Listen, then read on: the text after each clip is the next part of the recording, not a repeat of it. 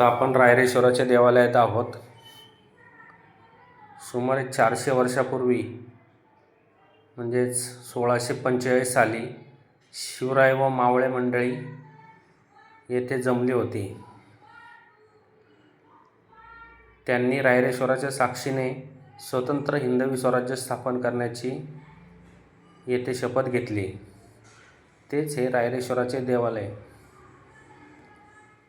हे देवालय भोर तालुक्यात आहे.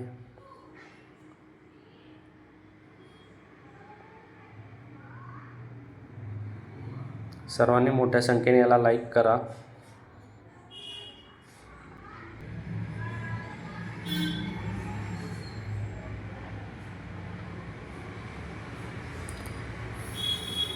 येथे बाहेर शिवराय व मावळे मंडळींचा एक फोटो लावलेला आहे.